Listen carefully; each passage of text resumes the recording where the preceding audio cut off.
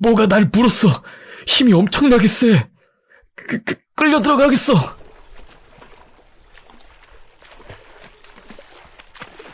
넵튠님 원작 인면허 시리즈 첫 번째 이야기 인면허.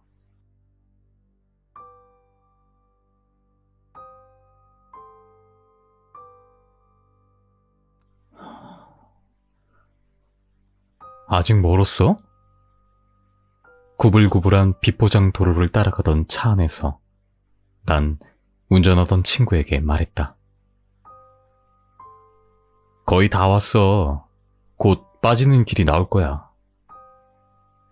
그 말에 난 시트에 기대며 생각에 잠겼다. 아무리 낚시가 좋다지만 낚시하러 이런 오지까지 와야 하나 싶었다. 기막힌 포인트를 찾아냈다는 친구의 말을 듣고 신나게 장비를 챙겨 따라 나온 게 벌써 2시간 전.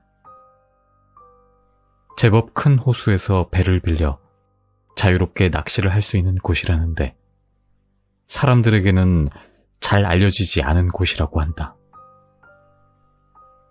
이 정도로 멀고 교통이 불편한 곳이라면 알려지지 않은 것도 이해가 간다. 오케이, 여기다.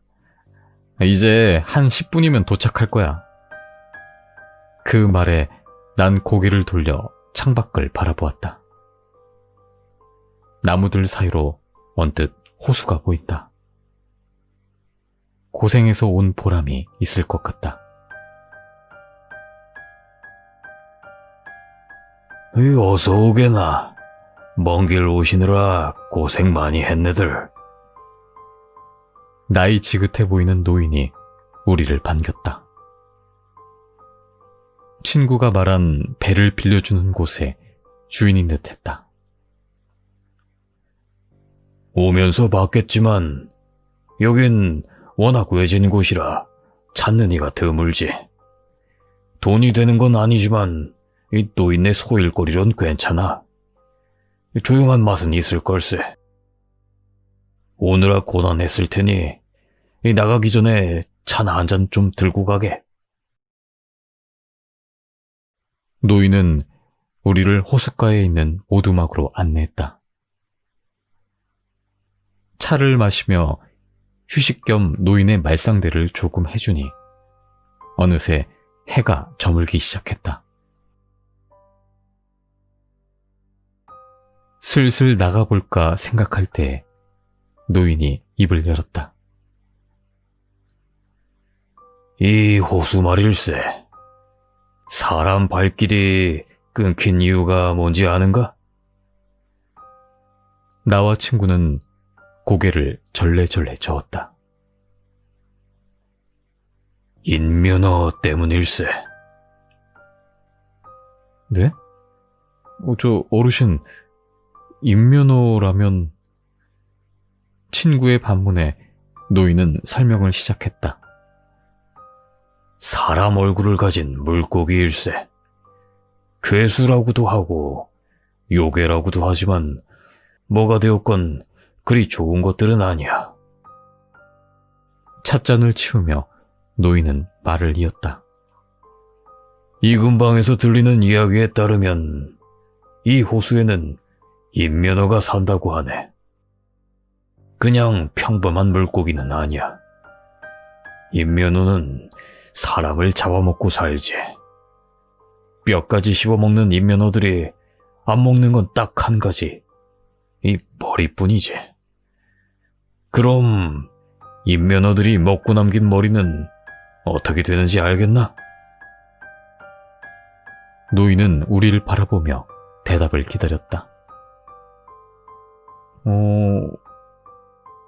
인면허가 되는 건가요? 친구 녀석이 긴장한 표정으로 말을 했다. 그게 인면허들이 살아가는 방식이라고 하네. 혹시라도 물에 빠지지 않도록 조심하게. 배열쇠를 건네며 노인은 입을 다물었다. 어르신들이 대개 그렇듯 이 노인도 무서운 이야기를 참 잘하는 것 같다. 나도 그렇고 친구도 그렇고 배 타고 나가는 게 잠시 망설여졌다. 그래도 여기까지 와서 물 구경만 하다 갈 수는 없는 노릇이니 난 손을 뻗어 열쇠를 받아들었다. 잔잔한 호수 위에서 낚싯대를 펼쳐놓고 낚시를 즐기고 있자니 심신이 안정되는 느낌이 들었다. 멀고 고된 길이었지만 그 정도는 충분히 보상할 만한 곳이다. 좋긴 좋은데 말이야. 솔직히 좀 무섭다. 가방에서 간식을 꺼내던 친구가 말했다. 야, 인면허 같은 게 말이 되냐? 무섭기는. 아니, 진짜라서 무서운 게 아니지. 그냥 무섭잖아. 자꾸 상상된다고.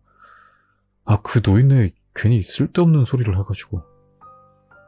너나 쓸데없는 소리 말고 먹을 거나 좀 꺼내줘. 그렇게 말은 했지만 나도 약간 겁이 났다. 어두컴컴한 수면 아래에 사람 머리를 가진 물고기들이 있다고 생각하니 등골이 오싹했다. 당분간은 물에 못 들어갈 것 같다. 그때 수면 위로 무언가 튀어오르는 소리가 들렸다.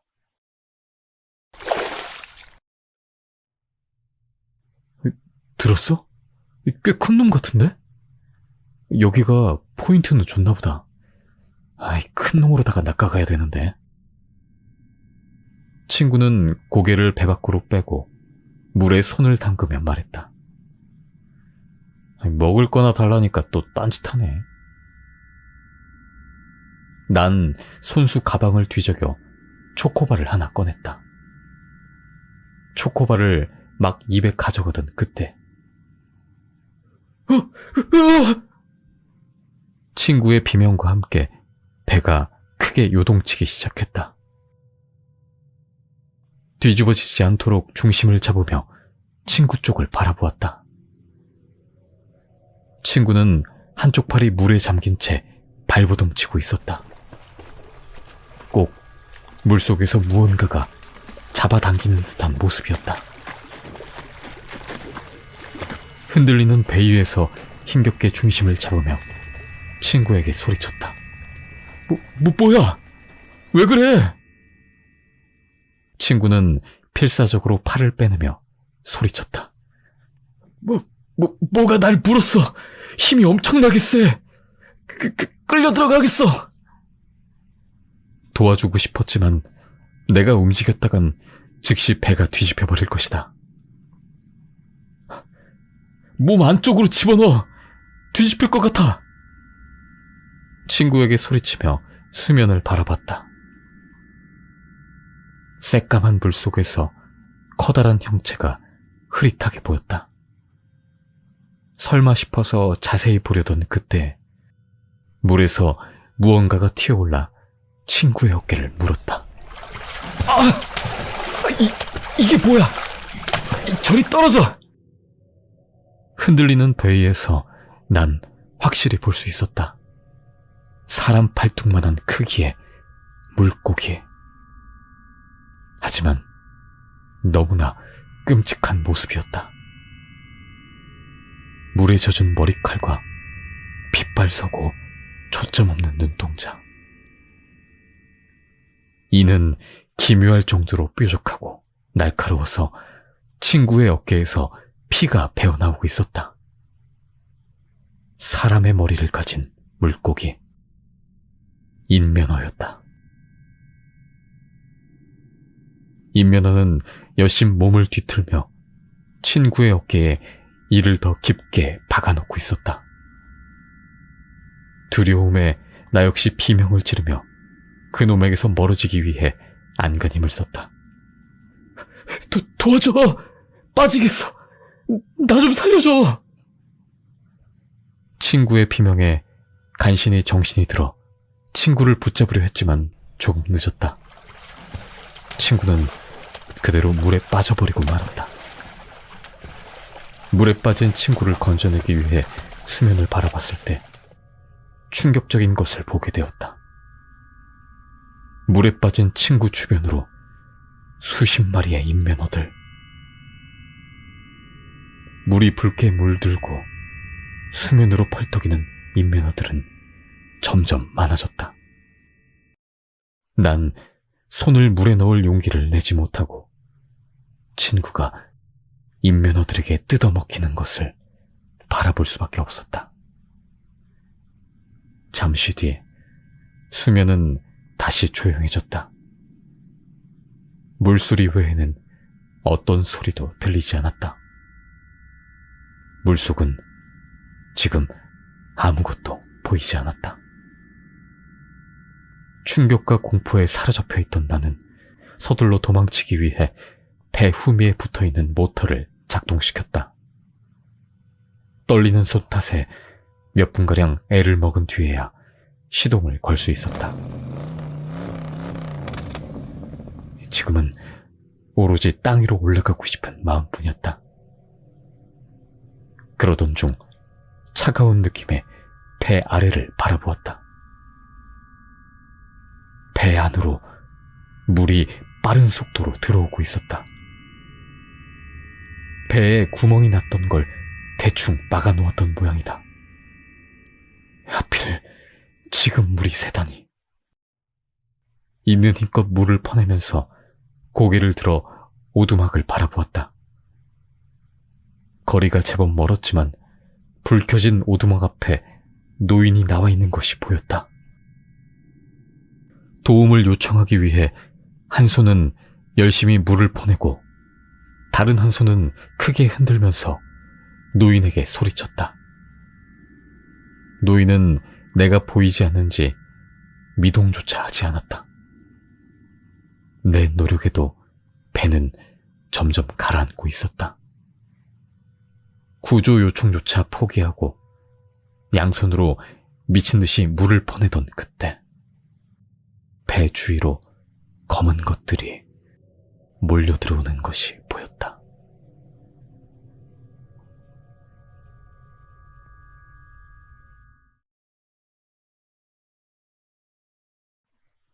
배가 시야에서 완전히 사라지자 호수를 바라보던 노인은 고개를 끄덕이곤 오두막으로 들어갔다.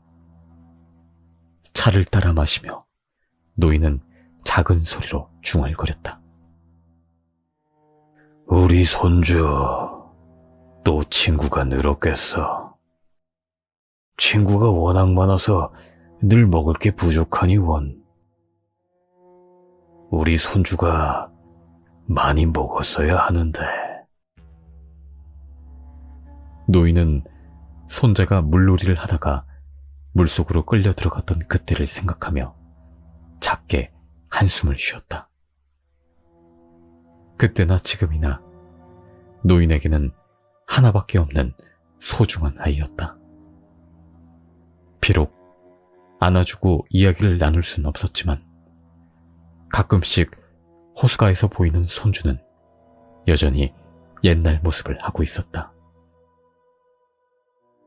몸이 물고기라는 것은 지금의 노인에게는 크게 중요하지 않았다.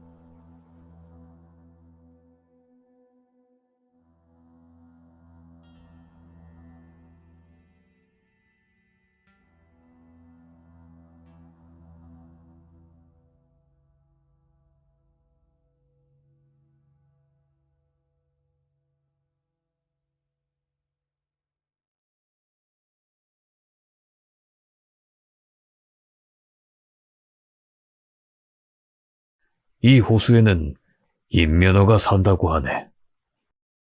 사람 얼굴을 가진 물고기일세.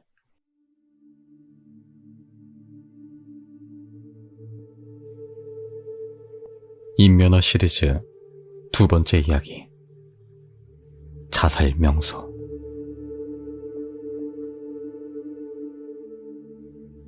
온몸에서 느껴지는 끔찍한 고통에 난 눈을 떴다. 내 시야엔 나무로 만든 듯한 오두막의 천장이 보였다. 몸을 일으키려 했지만 뼈 몇 군데가 부러진 듯 꼼짝도 할 수 없었다. 일어났는가? 아직은 움직이기 어려울 걸세. 그냥 누워있게. 억지로 고개를 돌려보니 노인 한 분이 나무로 만든 조악한 탁자에서 차를 마시고 있었다. 하늘이 도운 걸세. 아무리 나무에서 떨어졌다지만 그 높은 절벽에서 떨어졌는데도 살아있다니까 말이야. 아무래도 내 자살 계획은 실패였던 모양이다. 아버지의 사업 실패, 엄청나게 불어난 빚, 뿔뿔이 흩어진 가족. 최후의 선택을 했지만 그마저도 실패를 해버리고 말았다. 이곳 외진 오두막에서 홀로 약초를 캐며 지내고 있다는 노인은 나를 보며 이야기를 시작했다. 잘 알겠지만 그 절벽은 세상을 등지려는 사람들이 많이 찾는 곳이지. 그러다 보니 약초를 캐러 올라갈 때 간간히 안타까운 장면을 보게 된다네. 노인의 말처럼 그 절벽은 자살하는 사람들이 많이 찾는 곳이라고 했다. 그럴 때마다 그 불쌍한 사람들 시신 수습을 해주곤 하지. 명복도 빌어주고 말이야. 이곳은 외진 곳이라 경찰들도 늦장을 부리거든. 자살 명소가 된 것에는 경찰이 찾아오기 힘든 이유가 큰 듯했다. 사실 내가 굳이 이곳을 찾아온 이유 역시 누군가에게 피해를 주고 싶지 않아서였다. 상황이 어찌 되었건 감사의 인사를 전하기로 했다. 도와주셔서 감사합니다, 어르신. 제가 사는 게 영 힘들어서 그랬습니다. 내 말에 노인은 작게 웃으며 대답했다. 아닐세. 마음 쓰지 말게나. 항상 엉망이 된 시신들만 보다가 이 살아있는 사람을 보니까 오히려 반가울 지경이었네. 내 이곳에 오래 있었지만 그 절벽 아래에서 살아있는 사람을 보는 건 또 처음이었거든. 말을 마친 노인은 쟁반에 무언가를 담아 내게로 가져왔다. 아직 큼직한 고기를 씹기는 힘들 테니까 이 잘게 썰어서 죽을 끓여보았네. 힘들겠지만 한술 들게나. 쟁반에는 김이 모락모락 나는 고깃죽 한 그릇이 맛깔나게 담겨 있었다. 여전히 몸을 움직이기 힘들었지만 몹시도 배가 고팠기에 끙끙거리며 죽을 먹기 시작했다. 잔뜩 들어간 고기는 고소하고 독특한 맛을 냈다. 적어도 소고기나 돼지고기인 것 같지는 않았다.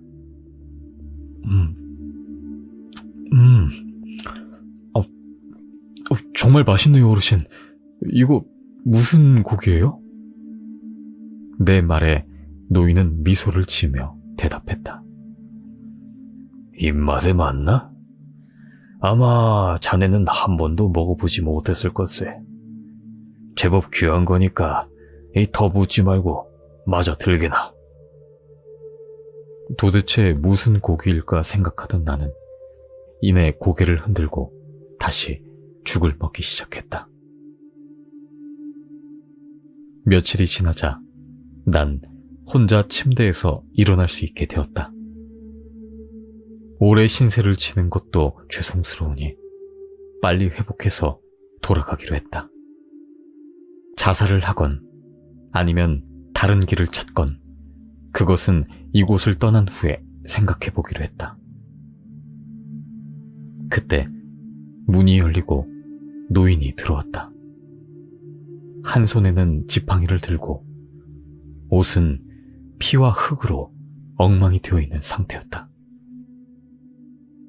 놀란 표정의 나를 보자 노인은 이야기했다. 아, 그 절벽에 다녀오는 길이네. 또 안타까운 일이 있었지. 이번 젊은이는 자네처럼 운이 좋지 못했어. 창문 밖으로 피투성이 천에 덮여있는 무언가가 살짝 보였다. 시신을 올려놓고 천으로 감싸서 끌고 온 모양이었다. 그 모습을 보고 있자니 아무래도 자살은 다시 시도하지 않는 게 좋을 것 같다는 생각이 들었다. 내가 잘 수습할 테니까 걱정 말게. 입맛이 떨어지지 않았으면 식사 준비를 하겠네. 이제 고기 정도는 쉽게 씹을 수 있을 것 같으니 제대로 한 상 차려줌세.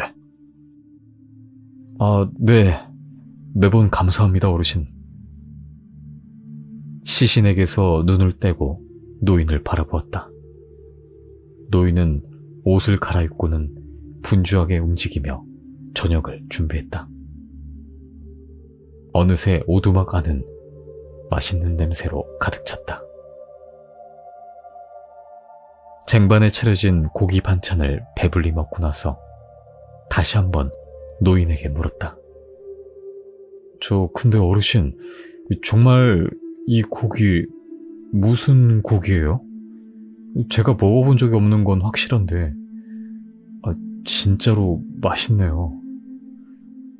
내 말에 노인은 웃으며 자리에서 일어나 찬장을 뒤적였다. 너무 놀라지는 말게. 노인은 식탁으로 무언가를 툭 던졌다. 토끼 가죽일세. 이만큼 털이 고운 동물도 드물지. 어릴 때 덫을 만들고 고기를 손질하는 걸 배웠다네. 어떤가? 토끼 고기 맛이 마음에 들던가? 작고 하얀 털가죽을 보고 있자니 왠지 씁쓸한 마음이 들었다. 뭔가 대단한 것인 줄로만 알았는데 토끼라니. 노인은 이어서 말했다. 게다가 자네를 위해서 이 특별한 조미료도 더 넣어봤다네. 아마 더 맛있었을 게야. 잠시 의아해하던 나는 갑작스레 어지러움을 느끼며 침대로 쓰러졌다.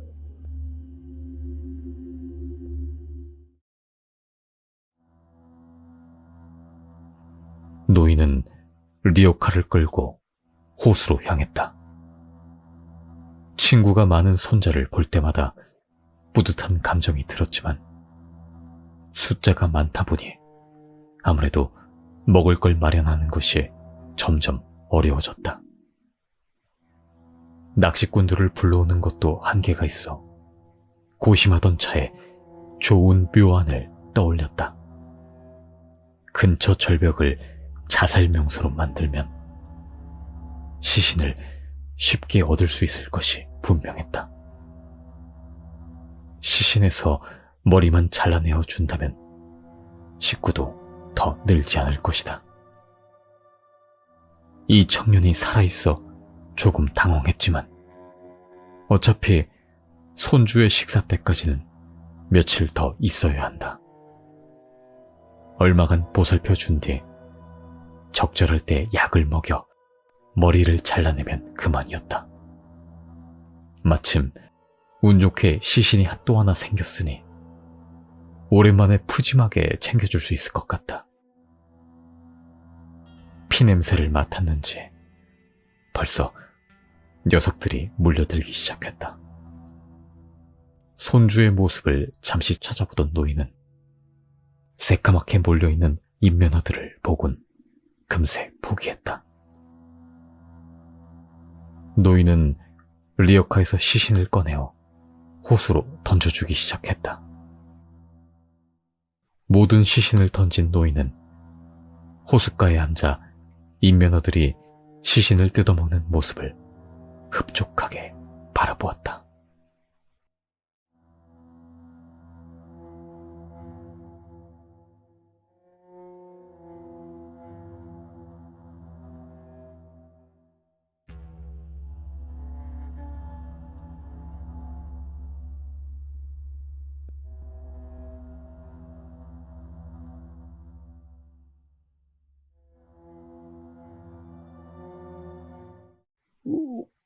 잠깐만.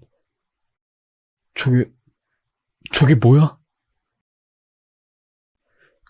으아!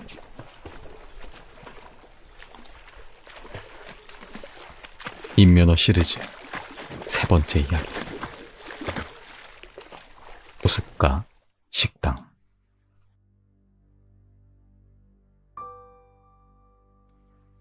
자, 한번 생각해봐. 아무도 안 오는 시골 촌구석에 호수가 있는데 거기에 작은 식당이 하나 있는 거야. 이 얼마나 분위기가 좋겠어. 운치 있는 통나무집에서 호수를 보면서 느낌 있게 식사를 하는 거지. 그리고 그 집 메뉴. 주인 아저씨 솜씨가 진짜 엄청 좋대. 손수 기른 야채랑 신선한 재료들 가지고 하루에 딱 한 테이블치 요리를 만든다는 거야. 프리미엄 중에서도 이런 프리미엄이 없다? 5성급 호텔 따위 아무것도 아니라니까. 야, 너 진짜 눈이 좋은 거야. 나 아니었으면 누가 이런 끝내주는 데를 찾겠어. 운전을 하던 나는 옆에서 떠드는 친구 녀석의 말에 한숨을 쉬며 시계를 바라보았다. 시간은 저녁 8시를 막 지나고 있었다. 자칭 미식가라 칭하는 친구놈이 며칠 동안 엄청난 곳을 발견했다며 설쳐대는 통에 억지로 이 먼 곳까지 오게 되었다. 1시간이면 충분할 거라는 녀석의 말과 달리 벌써 2시간째 밥도 못 먹고 운전 중이었다. 배가 고파 휴게소나 편의점에서 뭐라도 주워 먹으려 했지만 친구는 기겁을 하며 말했다. 야, 미쳤어? 조금만 참으면 끝내주는 것들을 먹을 텐데 고작 이따위 것들로 배를 채우겠다고? 생각해봐. 이 큼지막한 생선에 이 살을 싹 발라내고 가볍게 양념을 한 다음에 오일을 살짝 뿌려가지고 이 오븐에다가 천천히 굽는 거야. 노릇노릇하게 익은 생선에다가 젓가락을 막 가져다 대면 겉은 바삭바삭거리고 또 안에 속살은 부드러운 게, 와, 야, 이건 진짜 못 참지. 딴 반찬은 필요도 없이 흰 쌀밥에다가 탁 올려가지고. 알았으니까 그만하고 빨리 가자. 배고파 죽겠다. 벌써 수십 번이나 들었던 말이기에 재빨리 끊고는 서둘러 달려왔지만 어느새 식사 시간을 훌쩍 넘긴 상태였다. 조금 짜증이 났지만 목적지에 도착할 때까지 녀석의 찬가는 멈추지 않았다. 와, 야, 거봐, 내 말이 맞지? 이건 그냥 그림이야. 경치 진짜 끝내준다. 근처엔 아무것도 없고 이 식당 하나만 있어. 우리나라에 이런 데가 있었네. 호숫가에 자리한 통나무집을 보며 설레발을 치는 친구의 말이었다. 평소에 조금 과한 표현과 텐션을 가진 친구였지만 이번엔 나도 어느 정도 수긍할 수밖에 없었다. 해가 벌써 져서 자세히 보이진 않았지만 달빛에 비친 호수와 통나무집의 모습은 마치 영화의 한 장면 같은 은은한 분위기를 풍기고 있었다. 자, 그럼 끝내주는 호수를 감상하면서 환상적인 요리를 먹으러 가보실까? 신이 나서 움직이는 친구를 따라가는 나도 조금은 기대감이 생겼다. 어서 들어오게. 먼 길 오느라 힘들었을 텐데 우선 앉아서 시원한 거 한 잔씩들 하고. 자리로 안내하며 시원한 물을 내주는 주인 아저씨는 덥수룩한 수염이 인상적인 남자였다. 가게라고 했지만 일반적으로 생각하는 멀끔한 식당은 아니었고 그냥 잘 꾸며진 개인 별장 같은 느낌이었다. 개인 생활 공간에 테이블 하나를 가져다 놓고 예약제로 손님을 받는 모양이었다.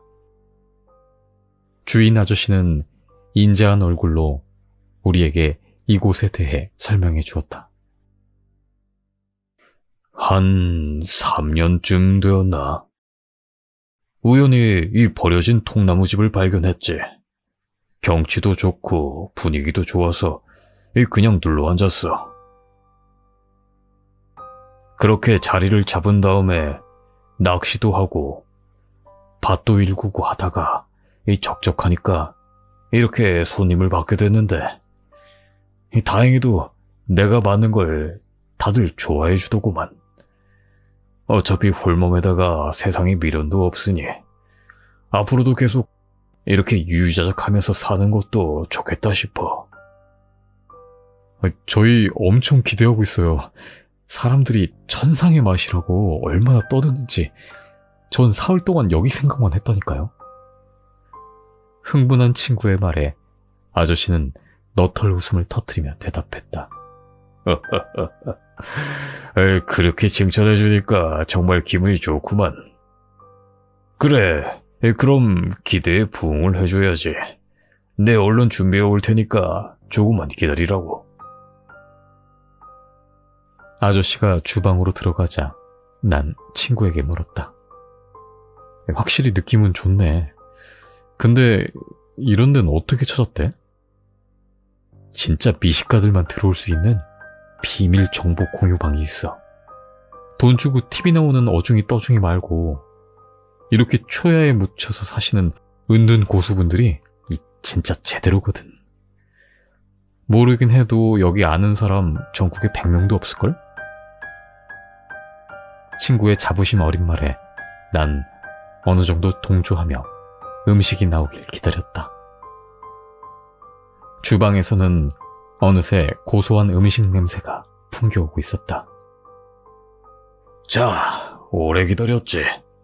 기다린 만큼 맛있을 테니까 한번 먹어들 봐. 내가 다른 건 몰라도 이거 하나는 진짜 자신 있거든. 눈앞에 큼지막한 생선구이 정식이 정갈하게 차려져 있었다. 커다란 생선이 노른하게 구워져 나왔고 쌀밥과 함께 신선한 채소들로 만든 반찬들이 제각기 식욕을 자극하고 있었다. 우리는 더 참지 못하고 곧바로 수저를 들었다.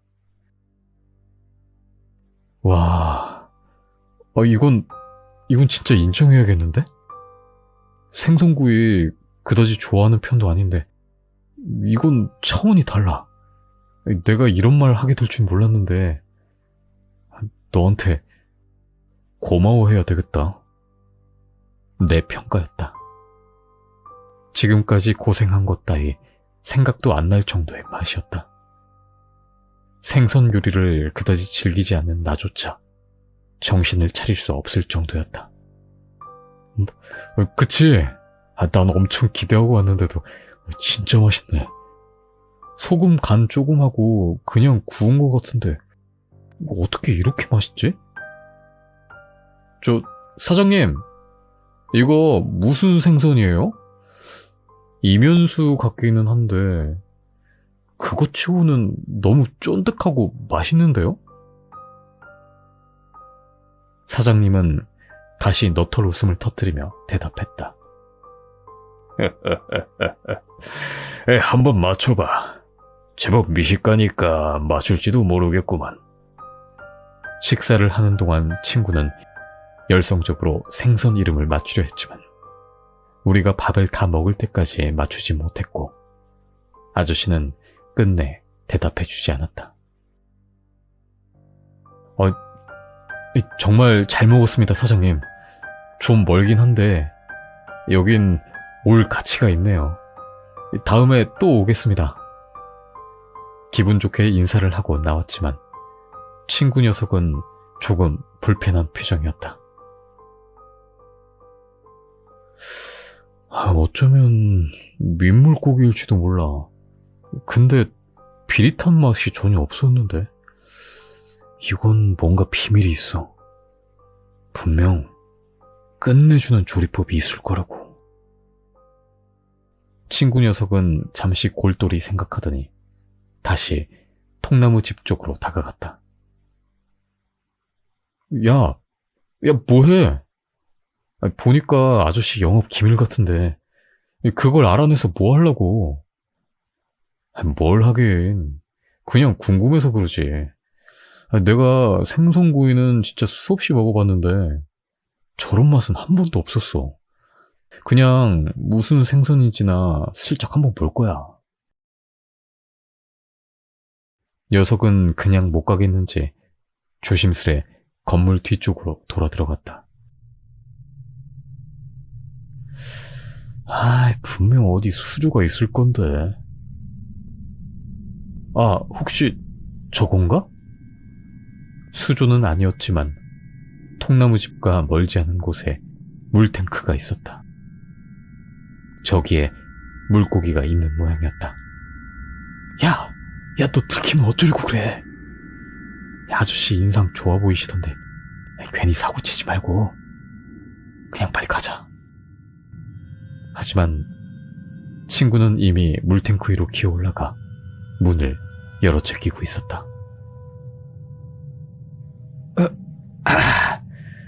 됐어. 맞다. 안에 물고기들이 있네. 와, 엄청 크다.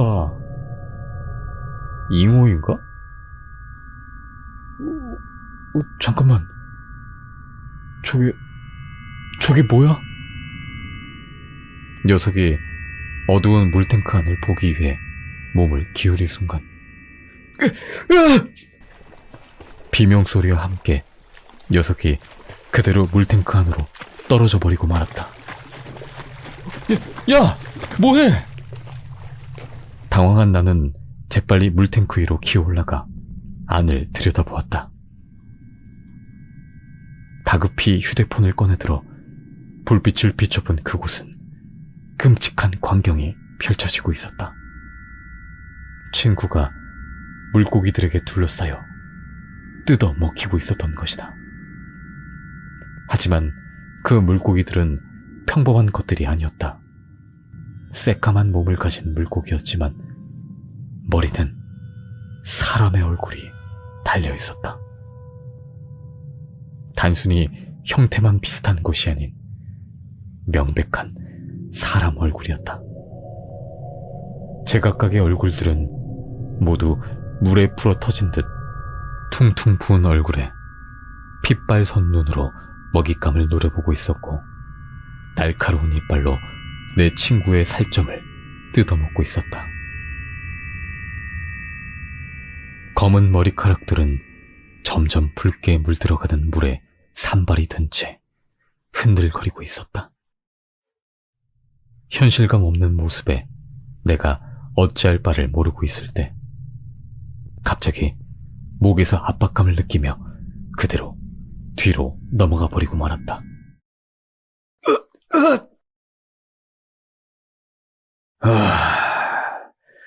그냥 적당히 거짓말을 할 걸 그랬구만. 자네들 호기심이 화를 불렀어. 목에 감긴 와이어를 풀기 위해 애를 쓰며 돌아보니 아저씨가 쓰러진 나를 내려다보고 있었다. 아저씨가 동물 제압용 와이어 막대를 써서 날 끌어내린 듯했다. 아저씨는 발로 내 머리를 짓밟고는 물탱크 쪽을 바라보며 말을 이었다. 어때? 무시무시하지? 나도 처음엔 많이 놀랐어. 사람 얼굴을 한 물고기라니. 게다가 방금 봤지? 이 녀석들, 이 피라냐는 될 것도 아니게 살벌한 놈들이야. 아까 생선 이름이 궁금하다고 했지? 저 녀석들 이름 임면호야. 오래전 이 집을 찾았을 때 여기 살았던 노인네가 말해주더구만. 어디서 왔는진 모르겠지만 저 노인네가 물고기들을 돌봐준 모양이야. 노인네가 죽을 때가 되니까 나한테 물고기들을 부탁하고 죽었어. 당연히 난 별로 그럴 생각이 없었지. 난 그냥 적당히 빚 지낼 때가 필요했으니까. 근데 말이야, 이 갑자기 미친 생각이 들더라고. 저 녀석들 맛은 어떨까? 그 다음은 뭐 보다시피 이렇게 됐지. 그 와중에 어느새 물탱크 안은 다시 고요를 찾았다. 너네가 먹은 거 어떻게 조리되는지 궁금하지? 우선 저놈들 말인데 이 낚시하는 건 아주 쉬워. 튼튼한 그물을 쳐놓고 핏물 조금 뿌려주면 수십 마리가 달려들거든. 그렇게 잡은 녀석들을 여기 보관했다가 손님들이 오면 바로 잡아내는 거지. 어설픈 그물 같은 건 안 되고 이런 와이어로 목을 칵 노려야 돼. 쉽진 않지만 지금은 도 같았지. 그리고 이 죽일 때도 조심해야 해. 잘못해서 물렸다간 손가락이 뭉텅뭉텅 잘리거든. 도끼를 가져다가 머리를 콱 하고 내리쳐내야지. 뭐 아무래도 생긴 게 저렇다 보니까 이 사람 죽이는 느낌이 들어서 좀 찜찜하긴 한데 머리만 떼어나면 다른 점은 그냥 생선이랑 똑같아. 대신 소금 간만 살짝 해서 이 구워 먹어도 맛이 아주 기가 막히지. 다들 좋아한다니까. 자기가 뭘 먹는지도 모르고 말이야. 아무튼 간에 내 영업 비밀을 들켰으니까 그냥은 못 보내겠어. 사람들이 몰려와서 저놈들 다 잡아가면 난 곤란하거든. 그러니까 네 놈은 미끼로 써야겠다. 잘라낸 머리가 남아 돌아서 미끼로 써보려고 했는데 이 녀석들이 머리는 안 먹더라고. 그냥 신선한 고기가 최고지. 흐려져가는 의식 사이로 집 쪽을 돌아보자 뒷마당 한켠에 굴러다니는 머리들이 보였다. 핏발선 눈에 부러터진 얼굴. 임면허의 머리들이었다. 아니, 어쩌면 전부는 아닐지도 모른다. 잠시 후엔 내 머리도 저기서 뒹굴고 있을까? 아저씨는 노털 웃음을 지으며 한 손에 든 도끼를 높게 치켜들었다.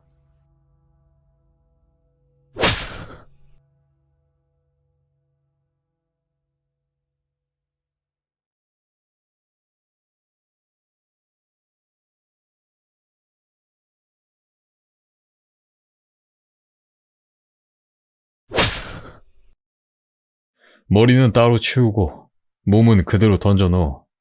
시간 없으니까 빨리. 임면허 시리즈 외전 수족관.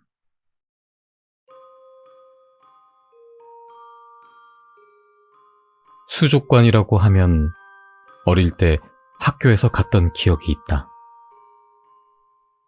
당시에는 모든 이들이 그랬듯이 가는 길이 너무 기대되고 즐거웠다.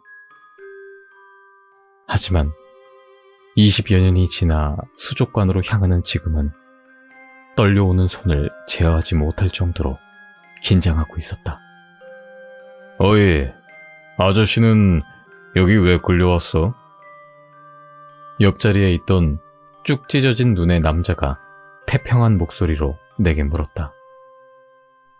평소라면 이런 식의 관심이 귀찮고 짜증났을 테지만 잔뜩 긴장한 내게 뭐라도 진정할 수 있는 것이 필요했다. 빚이요. 돈 좀 만져보려고 사채 끌어다가 투자했는데 망했거든요. 배갈라서 장기라도 빼가라고 했는데 여기로 보내버리네요. 남자는 껄껄 웃으며 대답했다. 그치? 그렇겠지. 나도 비슷하거든. 다 돈 때문이겠지. 그래, 수족관에 대해서 아는 건 좀 있고? 뭐, 제대로 설명을 안 해주던데. 왠지 신나 있는 남자의 말에 안 그래도 복잡한 마음에 더 심란해짐을 느끼며 대답했다. 저도 별로 아는 건 없네요. 그냥 엄청 위험하다는 것만 들었어요. 그래? 뭐 빚쟁이 주제에 투덜댈 건 없겠지만 뭔 말을 해줘야 알지. 참 너무들하네. 그래도 그나마 다행이야. 수족관이 뭔지는 모르지만 거기서 일하는 게 뭐 얼마나 빡세겠어. 난 일해서 갚으라길래 무슨 고깃배 타던가 광산 같은 데 끌려간 줄 알았거든. 아무튼 뭐 잘해봅시다. 나 박재훈이라고 하는데 아저씨는 이름이 뭐야? 그냥 상황 파악이 안 되는 건지 아니면 그저 머리가 나쁜 건지 희희낙낙하는 이 사람과는 달리 난 한가롭게 통성명이나 하고 싶진 않았다. 원래 장 걱정이 많다는 말을 많이 듣긴 하지만 솔직히 말하면 지금이야말로 걱정이 안 될 수가 없는 상황이었다. 불행인지 다행인지 버스가 목적지에 도착했기에 대화는 더 이어지지 못했다.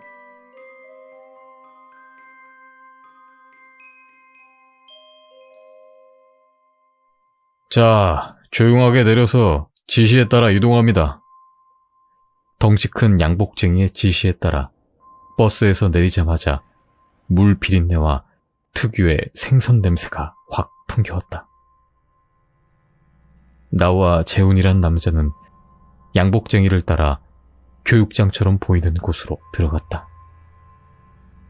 자, 각자 적당히 앉으시고 당연히 수족관은 다 처음일 테니 지금부터 설명할 건데 2번 설명 안 하고 질문도 안 받습니다. 그러니까 나중 가서 몰랐네, 잘못 들었네 이딴 소리 하지 마시고 얘기할 때 똑바로 들으세요. 나와 재훈은 정신을 집중한 채 하나라도 놓치지 않기 위해 귀를 기울였다. 여긴 수족관이라고 부릅니다. 이름 그대로 물고기 키우고 또 그걸 관찰하는 장소입니다. 왜 그 아쿠아리움 같은 데 가면 있는 그런 무지막지하게 큰 수조 있죠? 그런 거라고 생각하면 됩니다. 그 안에 뭐가 있느냐? 그냥 평범한 물고기들 이런 게 아니라 진짜 어마어마하게 무시무시한 물고기가 헤엄치고 있다 이겁니다. 피라냐 뭐 이런 거는 달 것도 아니게 무서운 놈들이 사람 잡아먹으려고 이를 바득바득 갈고 있어요. 그 놈들을 관리하는 일입니다. 먹이 주고 청소하고 뭐 그런 건데 말했듯이 원체 살벌한 놈들이니까 가볍게 보면 큰일 납니다. 대신 여기 수당은 제법 세니까 버티기만 하면 빚 다 갚고도 남습니다. 죽을 힘을 다하세요. 목숨 부지하고 돈 벌어가고 싶으면. 재훈은 돈이란 말에 들뜬 얼굴을 보였고 난 죽을 수도 있다는 말에 하얗게 질렸다. 자, 기본적인 설명은 끝났으니 작업복으로 갈아입고 수조 쪽으로 이동하겠습니다. 옷을 갈아입은 뒤 도착한 곳은 그 시설 면적의 대부분을 차지하고 있는 커다란 방이었다. 야, 돈 많은가 보네. 이런 데를 다 만들고. 재훈의 순수한 감탄에는 나 역시 조금 공감했다. 테니스장 정도는 가볍게 들어갈 만한 커다란 수조가 건물 안에 자리 잡고 있었다. 그 양복제기가 말했던 것처럼 꼭 아쿠아리움 같은 모습이었다. 담백하게 꾸며진 수조 안에는 내부 조명이 없어 어두운 상태였다. 다만 뭔가가 헤엄치고 있는 것이 어스름하게 보였기에 유리벽 가까이에 붙어 눈을 가늘게 떠보았다. 그리고 잠시 후 나와 비슷한 모습으로 유리벽을 살펴보던 재훈이 비명을 질러댔다. 거의 동시에 나 역시 기겁을 하며 유리벽에서 떨어질 수밖에 없었다. 저 괴물은 대체 뭐야? 수조 안에는 거의 사람 팔뚝만한 물고기들이 유유히 헤엄치고 있었다. 하지만 그저 평범한 생선인 몸통과 달리 머리 쪽이 끔찍한 모습이었다. 물결에 따라 나풀거리는 머리와 핏발선 눈, 그리고 물에 불어 한껏 부풀어 오른 피부. 물고기의 머리는 마치 익사한 사람의 얼굴을 가져다 붙인 것 같은 모습이었다. 인면허. 이야기는 많이 들어봤지만 어디에서도 이렇게 끔찍하게 묘사한 곳은 없었다. 인면허들은 달려있는 눈, 코, 입이 장식이 아니라는 것을 증명해 보이기라도 하듯이 연신 핏발선 눈동자를 굴려대었고 새파랗게 질린 입술을 뻐끔거리며 가시 같은 이빨을 드러내 보였다. 패닉에 빠진 우리들에게 양복쟁이가 말했다. 저 물고기들에 대해서는 궁금해하지도 말고 알려고 하지도 마세요. 그냥 관리만 하면 됩니다. 말했듯이 원체 흉악한 놈들이라 사람 손목 정도는 뭉텅이로 씹어먹어 버리니까 조심하시고, 먹이 주는 법이나 이런 것들은 여기 담당자가 별도 교육을 할 테니 제대로 배워놓으세요. 우리는 수조 안에 있는 것들에 대해 너무 큰 충격을 받은 나머지 제대로 대답을 하지 못했다. 거기 둘! 우리가 멍하니 있을 때 투박하게 생긴 한 남자가 우리에게 소리쳤다. 신입이지? 난 여기 수족관 담당자다. 이 박 실장이라고 부르고 지금 바로 먹이 준비해야 하니까 따라오도록. 아직도 진정이 되지 않는 몸을 간신히 움직여 도착한 그곳은 식당의 조리실과 비슷한 모습이었다. 다른 점이 있다면 별다른 조리기구 없이 커다란 고깃덩이와 살벌하게 큰 칼들만 늘어서 있다는 것뿐. 저 고깃덩이에 요런껏 잘게 잘라. 딱 호두할 만한 크기로. 뼈는 따로 대충 발라서 한쪽에 모아놓고 그것도 다 던져 넣을 거야. 시간 없으니까 30분 안에 처리해. 박 실장은 퉁명스럽게 고기 손질법을 알려주고는 그대로 밖으로 나갔다. 이 미친 새끼들은 저딴 괴물을 도대체 어디서 구해온 거야? 난 간신히 속내를 내비쳤다. 재훈은 내 말에 대꾸도 없이 그저 멍하니 고기를 쳐다보고 있을 뿐이었다. 끔찍한 걸 봤으니 충분히 이해가 가는 상황이었지만 그렇다고 이렇게 계속 멍하니 있을 수는 없으니 재훈을 다독여 작업을 시작하기로 했다. 뭐 좋아요. 괴물이건 뭐건 생각은 나중에 하죠. 보아하니 저 실장이라는 양반 성깔이 보통이 아닐 것 같은데 이거부터 빨리 해놔야 될 것 같아요. 괜히 잘못했다가 첫날부터 눈밖에 나면 어떡해요. 방금 끔찍한 걸 본 주제에 당장 눈앞에 보이는 걸 걱정하는 나도 참 나구나 싶어 쓴 웃음을 짓고는 칼 하나를 꺼내 들고 고기 토막을 집어들었다. 순간 재훈이 고기를 내려치려는 내 칼든 손을 붙잡고는 심각하게 말했다. 아저씨, 잠깐만. 이거 좀 이상해. 알죠. 이상한 거 저도 알아요. 아는데 일단 물고기는 있다 생각해요. 당장 뭐 방법이 있는 것도 아니니까 일단 이거부터 해놓고 그 다음에 뭘 좀 해봐요. 하지만 재훈은 그 이야기를 하고 있는 게 아니었다. 심각한 얼굴을 한 재훈의 시선은 가득 쌓여있는 고깃덩이를 향해 있었다. 나 정육점 했었거든. 그래서 고기는 잘 아는데, 이거 소도 아니고 돼지도 아니야. 난 도마 위에 움켜진 고기 토막을 바라보다가 설마 하는 표정으로 그에게 고개를 돌렸다. 사람이야, 저거. 순간 손끝에서 느껴지는 물컹한 고기의 촉감이 적나라하게 느껴지는 듯해 기겁을 하며 손을 떼었다.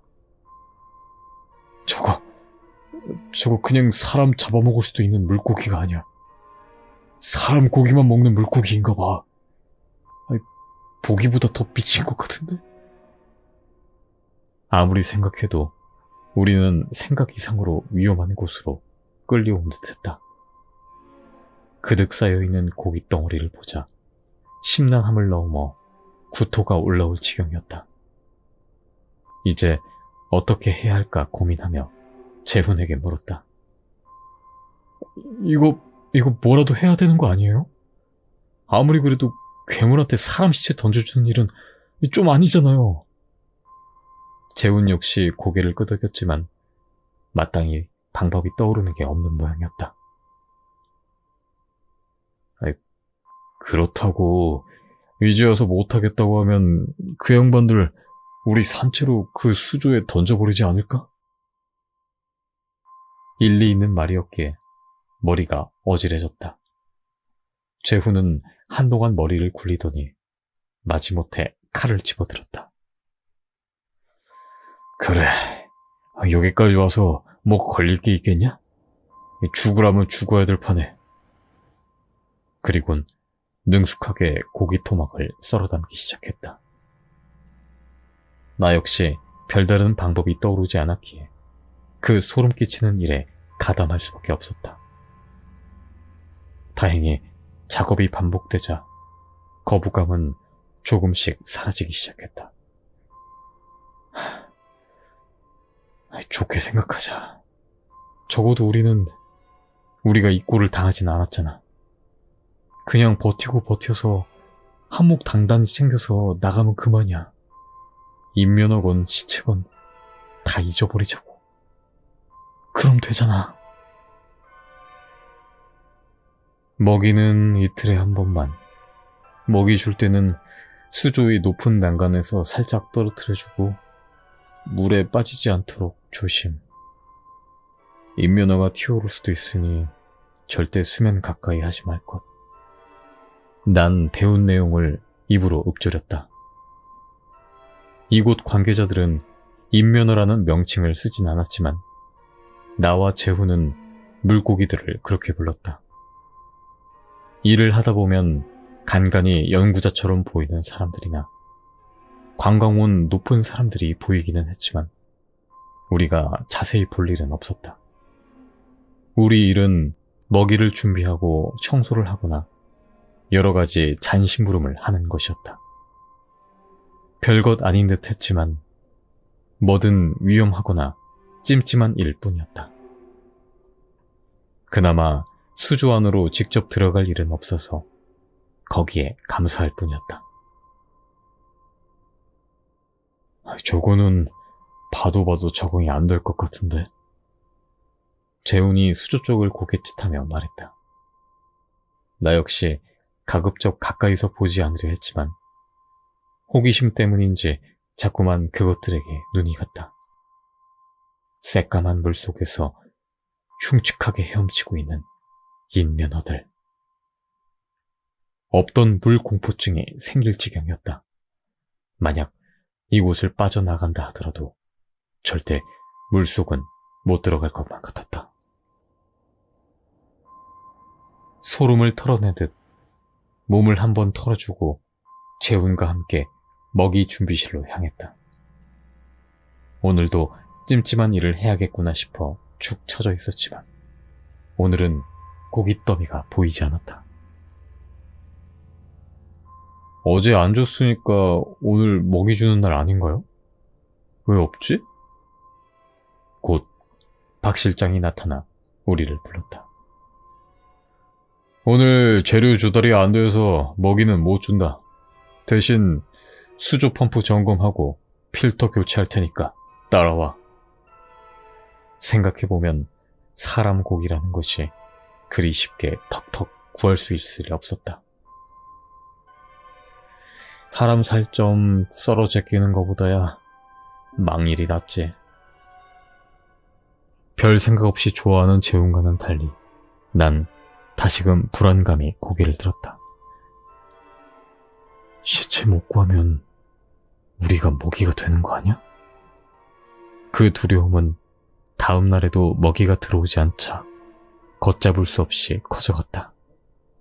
아무래도 뭔가 대비를 해야 할 것 같았다.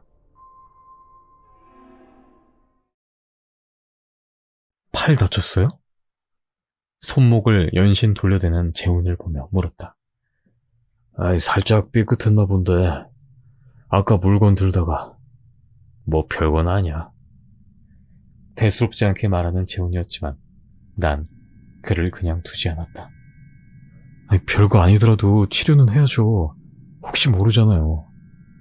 난 구급상자에서 붕대를 꺼내서는 그의 손에 꼼꼼히 감아주었다.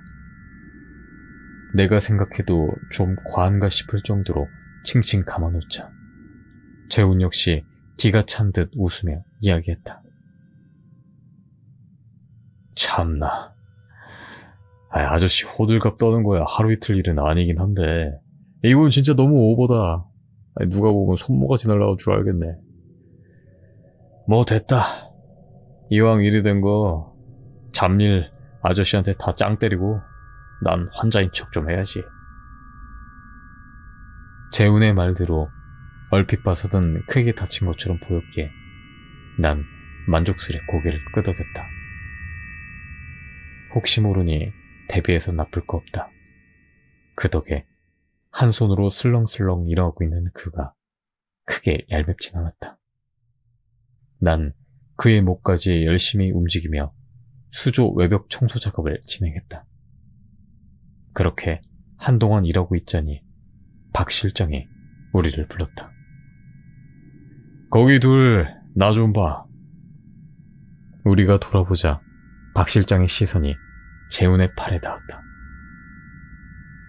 팔은 왜 그래? 재훈은 능청스럽게 대답했다. 이게요. 제가 작업을 좀 하다가 너무 열정에 넘쳐서 좀 무리를 하는 바람에 살짝 부상을 좀 당했습니다. 누가 봐도 깨병 같아 보였지만 박 실장은 모르는 건지 아니면 속아주는 건지 알 수 없는 표정을 지어 보였다. 그래. 그럼 너로 하지. 재훈이 의문을 피하기도 전에 박 실장 뒤에서 덩치 큰 사내 한 무리가 나타나 재훈을 붙잡았다. 뭐야? 왜 그래요? 박 실장은 전혀 감정이 섞이지 않은 목소리로 대답했다. 먹이 수급이 늦어져서 자체 보고로 해결할 거야. 설명은 그게 전부였다. 재훈은 순식간에 바닥에 쓰러졌고 난 겁에 질린 채 그 모습을 바라볼 수밖에 없었다. 하지만 박 실장이 커다란 도끼를 꺼내 재훈의 목을 겨누었을 때에는 나도 모르게 옅은 헛바람이 새어나왔다. 재훈은 겁에 질린 채 수족관 유리벽이 떨릴 정도로 큰 비명을 토해내고 있었다. 처절한 비명이었지만 박 실장이 도끼를 휘두르는 것만은 막지 못했다. 난 고개조차 돌리지 못하고 재훈의 목이 날아가는 것을 정면에서 지켜봐야 했다. 머리는 따로 치우고 몸은 그대로 던져놓어. 시간 없으니까 빨리. 박 실장의 명령에 재훈의 몸은 순식간에 수조에 던져졌다. 시체가 수면에 떨어지기도 전에 튀어올라 달라붙은 임면허의 모습은 정말이지 끔찍했다. 임면허들은 시체를 뭉덩이채 베어 물었고 한 톨도 남기지 않겠다는 듯이 뼈째 우걱우걱 씹어먹기 시작했다. 수저 너머로도 뼈가 갈리고 으깨지는 소리가 들려올 정도였다. 아주 잠깐의 시간이 지나자 재훈의 몸뚱이가 살 한 조각 남기지 않은 채 사라지고 수조를 탁하게 물들이던 핏물마저 옅어지기 시작했다. 너 계속 일해. 적골 나고 싶지 않으면.